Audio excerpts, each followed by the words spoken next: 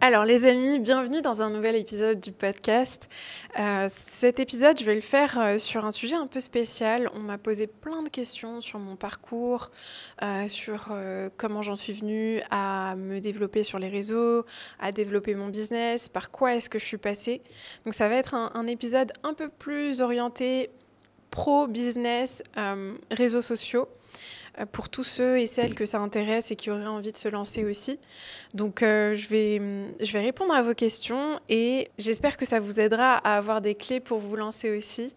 Et comme d'habitude, si l'épisode vous a plu, a résonné avec vous, vous a inspiré d'une quelconque manière, je vous serais hyper reconnaissante de prendre quelques instants pour vous abonner à la chaîne YouTube et pour laisser un petit avis sur Apple Podcast ou Spotify. Ça aide énormément le podcast à prendre en visibilité et moi, ça m'aide à savoir que le contenu que je vous propose, il vous apporte de la valeur au quotidien.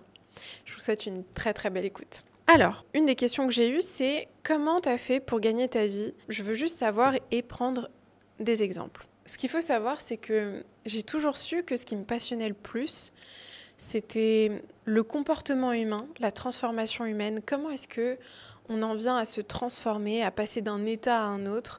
Comment est-ce qu'on transcende nos schémas et notre conditionnement? Parce que ça, c'est vraiment quelque chose qui me tient énormément à cœur, dans le sens où je me suis beaucoup freinée dans ma vie. Je me suis beaucoup enfermée dans une identité et dans un conditionnement que j'avais. Donc pour moi, c'était hyper important de comprendre comment est-ce qu'on transcende ce conditionnement et comment est-ce qu'on peut réellement changer et devenir une nouvelle personne. Et puis, le sujet du business, c'est quelque chose qui m'a toujours fascinée. Je trouve que c'est un jeu incroyable et pour moi, le business, c'est vraiment de la psychologie. Je trouve qu'il y a un côté très psychologique au business et je trouve que c'est un parcours qui nous permet de nous découvrir quand on entreprend. L'entrepreneuriat, c'est vraiment un chemin de découverte de soi, de déconstruction et je trouve que c'est un chemin qui nous amène à faire un travail sur nous-mêmes qui est... On n'a pas d'autre choix que de faire ce travail sur nous-mêmes quand on veut entreprendre et quand on veut réussir à créer quelque chose de grand. On est obligé de transcender nos anciens schémas, on est obligé de s'exposer, d'affronter nos peurs, de se libérer de nos insécurités et de vraiment transcender ces doutes, ces peurs, ces inquiétudes, ces angoisses. Et c'est pour ça que j'adore l'entrepreneuriat et que je trouve que le business et l'entrepreneuriat, c'est vraiment un chemin mais incroyable où on apprend tellement sur soi et sur les autres. On apprend tellement de compétences qui sont juste fascinantes et tellement précieuses. Donc j'ai toujours su que j'étais passionnée par ces sujets-là, j'ai toujours su que je voulais entreprendre, mais je ne savais pas comment. Et ce qui s'est passé, c'est que quand j'étais au lycée, je suis passée par une phase très difficile où il s'est passé quelque chose dans ma famille qui m'a complètement bouleversée. Mais complètement, du jour au lendemain. J'ai eu un déclic phénoménal où je me suis rendu compte que en fait, le temps passe, la vie est précieuse. Et à ce moment-là de ma vie, je sortais beaucoup en boîte, je buvais, je sortais, je séchais les cours, je prenais pas mes cours au sérieux, j'étais en échec scolaire total, j'étais à peut-être 9 de moyenne, quelque chose comme ça. Et il se passe cet événement dans ma famille et là je me dis non, attends Mariam, va falloir que tu te réveilles et va falloir que tu commences là tout de suite à prendre ta vie en main et à prendre les choses au sérieux. J'avais peut-être 16 ans ou 17 ans. Du jour au lendemain, je me dis, je vais étudier dans une des meilleures universités au monde et je vais faire en sorte de mettre toutes les chances de mon côté pour réussir ma vie, peu importe ce qui va se passer derrière. Je commence à postuler, je postule à Cambridge, j'ai des entretiens à Cambridge. Déjà, je trouve que c'est incroyable à ce moment-là, j'arrive même pas à croire que je suis prise en entretien à Cambridge. Donc je vais à Cambridge, malheureusement, je réussis pas les entretiens. C'est un énorme échec pour moi, je me sens mais effondrée.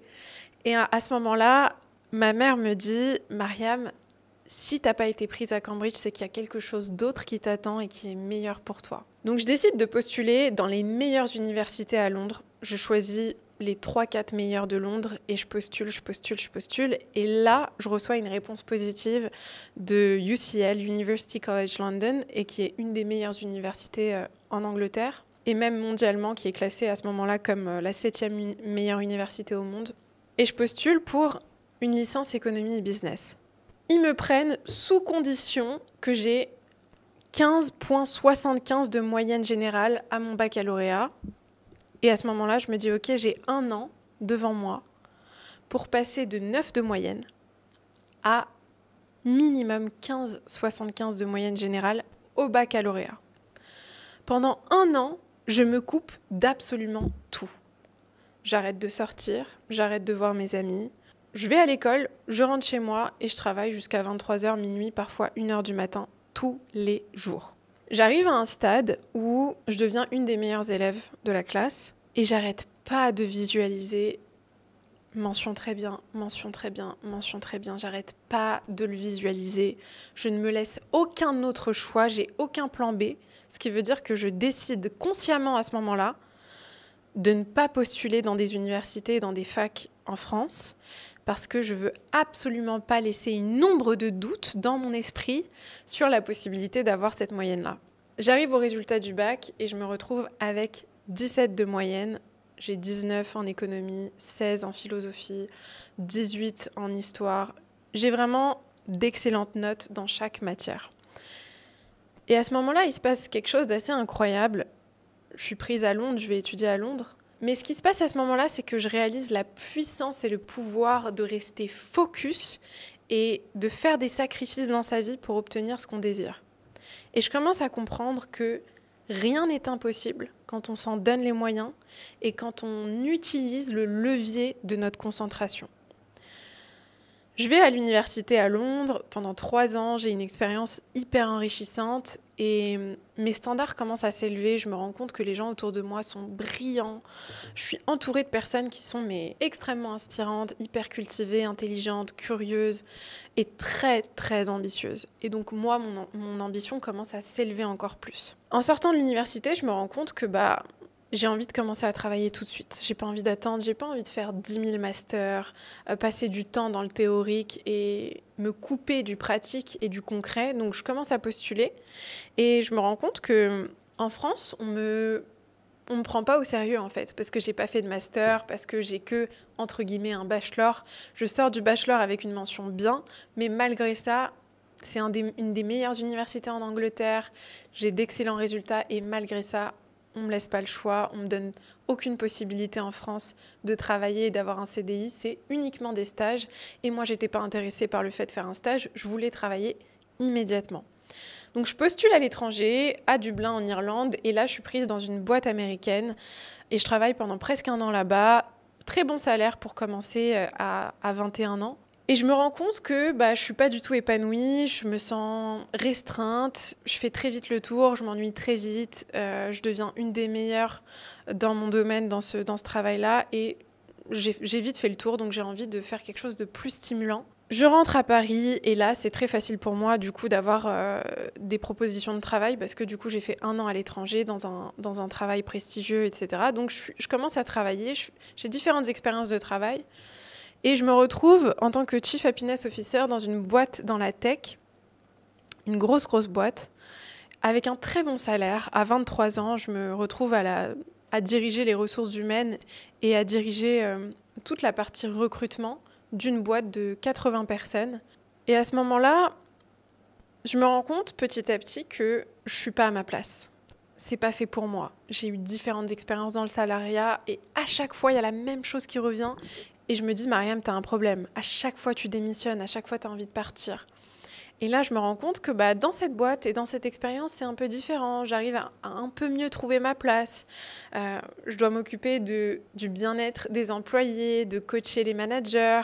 Il y a plein de choses qui me plaisent et qui me stimulent dans cette expérience que j'avais pas dans les autres. Et donc, je continue et je me dis que c'est peut-être le travail qui est fait pour moi. Je commence à me projeter et puis petit à petit, ça commence à devenir de plus en plus compliqué avec mon manager. Même si, honnêtement, je serai toujours infiniment reconnaissante envers lui parce qu'il m'a donné une chance que très peu de gens m'auraient donnée à cet âge-là. C'est quelqu'un qui avait vraiment cette capacité à voir le potentiel chez les gens et à leur donner une chance. Et ça, c'est quelque chose qui m'impressionne beaucoup chez lui et que je trouve inspirant. Et donc, dans cette expérience, dans le salariat, je commence à me sentir de plus en plus exclue, mise de côté. Et je commence petit à petit à avoir des symptômes de burn-out qui m'indiquent que là, il va falloir que je prenne une décision. Surtout que j'avais rencontré mon ex dans cette boîte et c'était très compliqué pour moi de travailler dans cet environnement-là où je me sentais vraiment en mal-être total dans cette entreprise pour plein de raisons. Et à ce moment-là, je me dis, qu'est-ce que j'ai à perdre ? Qu'est-ce que j'ai à perdre à partir ? Si je pars pas maintenant, quand est-ce que je vais partir ? Quand est-ce que je vais faire ce grand saut de la foi pour aller entreprendre ce qui me fait vraiment rêver ? C'est-à-dire que j'ai toujours voulu accompagner les autres dans leur transformation. J'ai toujours su que je voulais faire ça. Quand j'étais à Dublin, je passais des heures et des heures à écouter des podcasts. Je me réveillais à 5h30 du matin, j'écoutais des podcasts, je méditais, je rentrais à la maison le soir, j'écoutais encore des podcasts, je me formais sur YouTube, sur le développement personnel, sur le coaching, sur comment créer sa chaîne YouTube. Et je me rappelle qu'à ce moment-là, à Dublin, j'étais encore dans la peur de il me faut de la sécurité financière, il me faut de la sécurité financière. Et donc, je cherchais des jobs qui allaient m'apporter cette sécurité financière et me rassurer sur mon besoin de gagner de l'argent et de pouvoir payer mes factures parce que ma famille était aussi en difficulté financière, ils ne pouvaient pas forcément m'aider. Donc, il fallait que je me débrouille toute seule et j'avais vraiment ce besoin-là de me sécuriser. Mais en même temps, j'avais cette voix qui me disait « Tu reviendras à ça, tu reviendras à ce que tu es en train de faire là. Tu reviendras forcément au développement personnel, au coaching, à la transformation, au business, à l'entrepreneuriat, parce que c'est dans ton ADN. Je le respire, je le vis, je le fais, mais naturellement, et c'est quelque chose qui me passionne tellement que j'y reviendrai forcément. Quand j'ai quitté mon expérience de travail en tant que Chief Happiness Officer, je me suis dit, maintenant, tu vas faire comme au lycée, tu vas pas te laisser le choix. Tu vas pas te laisser de plan B et tu vas trouver ce qui te correspond et tu vas trouver un moyen de vivre de ta passion à ton compte. Après, c'est important de savoir que j'avais quand même une sécurité financière parce qu'on avait fait une rupture conventionnelle, je touchais le chômage, j'avais le chômage pendant garanti, je crois, pendant 1 an ou 1 an et demi. Donc, je savais que j'avais un certain laps de temps pour pouvoir trouver ce qui me correspondait. Mais quand je suis partie, ce qu'il faut savoir, c'est que je ne me suis pas trouvée tout de suite. Et j'avais besoin, moi, dans ma personnalité, c'est inimaginable de ne rien faire ou d'attendre que les choses se passent et de me dire « Oh, j'ai 1 an et demi, je peux attendre ». Non, c'est inenvisageable. Il fallait que je trouve le plus rapidement possible comment faire de ma passion une entreprise qui me permettrait d'être à mon compte, de voyager, d'aider, d'accompagner, de transformer, d'impacter la vie des autres, tout en recevant la valeur que moi, je veux recevoir, tout en ayant la liberté que moi, je veux avoir, parce que au bout d'un moment, je me suis rendu compte que la liberté, c'était quelque chose de beaucoup trop important pour moi et que dans mes valeurs, la liberté financière, la liberté de mouvement, la liberté de choisir avec qui je travaille et comment je travaille, ça faisait partie de mes top valeurs. Et donc, à ce moment-là, je commence à paniquer, à me dire, mais comment je vais faire ? J'avais lancé un blog, ça marchait pas. J'avais essayé de lancer une application, ça marchait pas. J'avais essayé de lancer un e-commerce, ça marchait pas non plus. Et je me dis, mais Mariam, il y a un truc qui bloque. T'es pas alignée. Si ça marche pas, c'est que t'es pas alignée. C'est qu'il y a un truc qui est pas juste pour toi. Et petit à petit, ça m'a vraiment découragée, ça m'a déprimée de me retrouver dans ce sentiment d'échec parce que je me sentais déjà tellement en échec dans cette expérience de travail que j'ai eu vraiment peur de ne pas trouver ma voie à ce moment-là. Tellement peur que je me suis rabaissée à rappeler mon ancien patron et à lui demander s'il pouvait me reprendre. Et ça ne me met pas en valeur de dire ça, mais je veux vraiment le dire pour vous dire que c'est normal d'avoir peur. Quand on change de vie, c'est normal d'avoir peur. Quand on se sent laissé dans la nature et quand on se sent seul aussi, parce qu'à ce moment-là de ma vie, je me suis sentie tellement seule, mais une solitude asphyxiante, Mon ancien patron me dit « Ah d'accord, c'est super intéressant, je te rappellerai, je te dirai ça, je reviens vers toi vendredi prochain. » Il revient jamais vers moi, je lui envoie des messages, il me répond jamais. Et un jour, j'ai un collègue qui m'appelle et qui me dit « Mariam, je l'ai entendu parler de toi, il a dit au directeur qu'il allait jamais te reprendre, etc. » Et là, je raccroche au téléphone et je m'effondre dans ma cuisine et je commence à pleurer toutes les larmes de mon corps.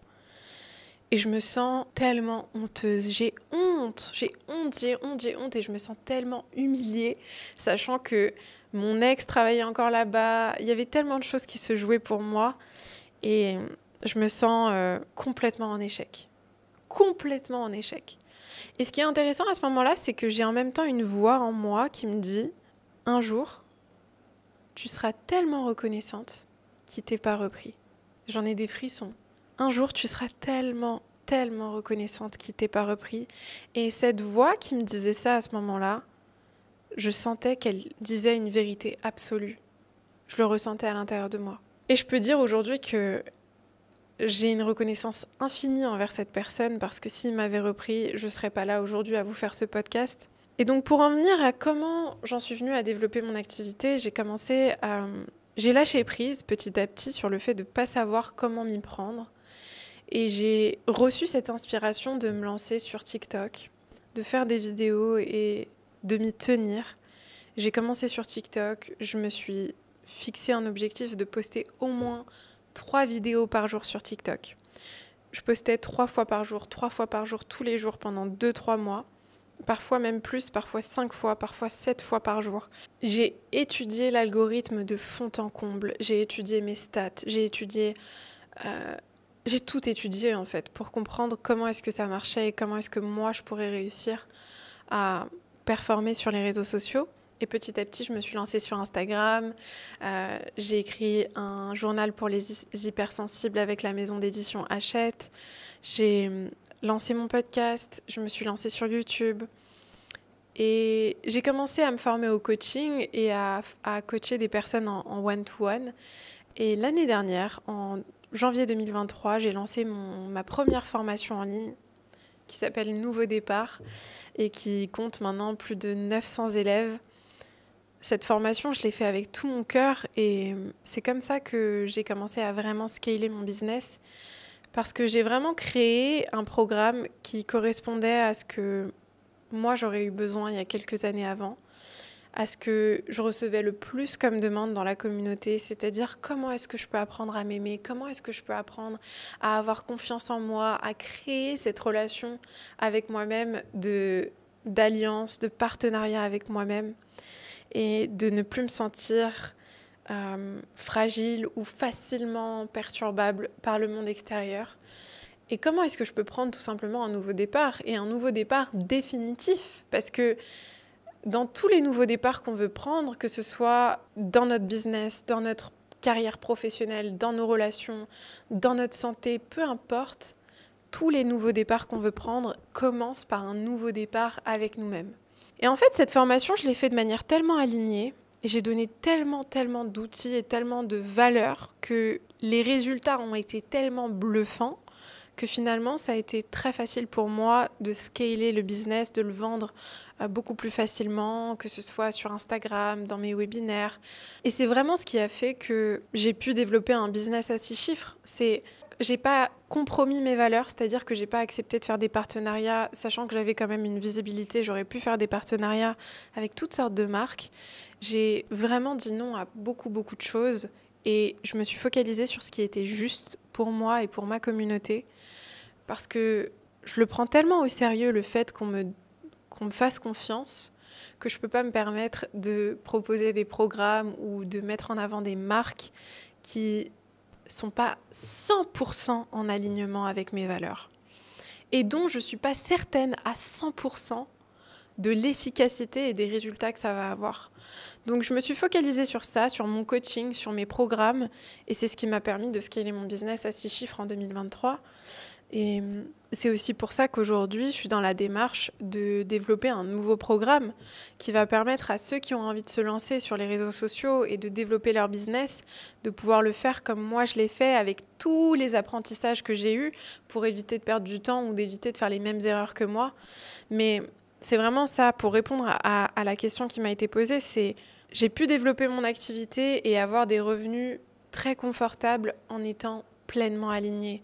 Et c'est vraiment la réponse que je veux donner, c'est les résultats que tu veux et ce que tu désires le plus, tu vas le trouver en étant pleinement aligné avec tes valeurs et en étant pleinement aligné avec ce qui est juste pour toi.